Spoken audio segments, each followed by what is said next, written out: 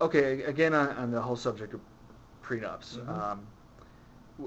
So let's say you fall in love with uh, Britney Spears. Mm-hmm. Okay then. Uh, okay, Yeah. so she's got she's got a huge business around her, or she did. Yeah.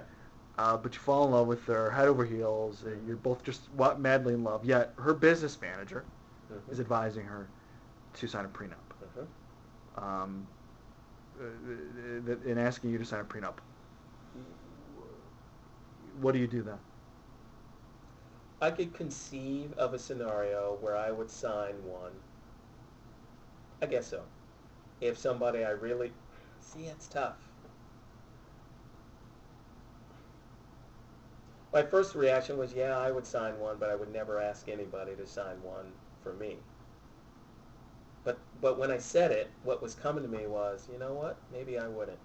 Because if someone is so concerned about their money, then they may not be a good match for me. That's a tough question, Alan, and I guess in the abstract, not really being in that relationship, I can't fully know what I would do. My first blush, though, at the question is, yeah, I'd probably sign one if that made her comfortable, but I would never ask anybody to sign one for me. That's interesting because one of the, just as an aside, one of the things coming out of California now is that successful guys out of California, let's say rich guys out of California, are there's a trend of them asking women to sign performance guarantees.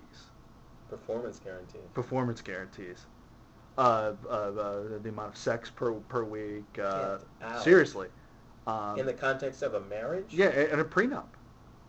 And Before that's basis for invalidating the relationship and apparently, I triggering the don't know how prenup. I don't know how they would get a court to agree. Fascinating. But anyway, it's some of the stuff that's coming out. I don't know if it's ever gonna. Performance guarantee. I'm absolutely opposed to that personally. And professionally, I don't even know how you'd enforce that as a contractual arrangement. But personally, that's not how I roll at all.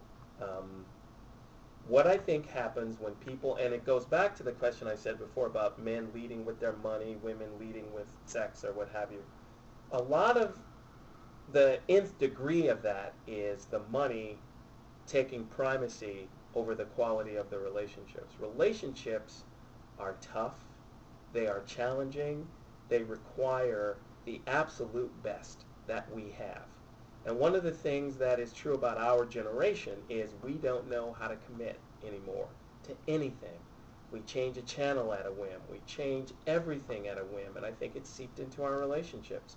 And prenuptials, performance contracts, all this kind of stuff, in my opinion, is indicative of the breakdown in the understanding of what relationships are. They take the best that we have, and this is an area that is woefully undeveloped in our generation specifically.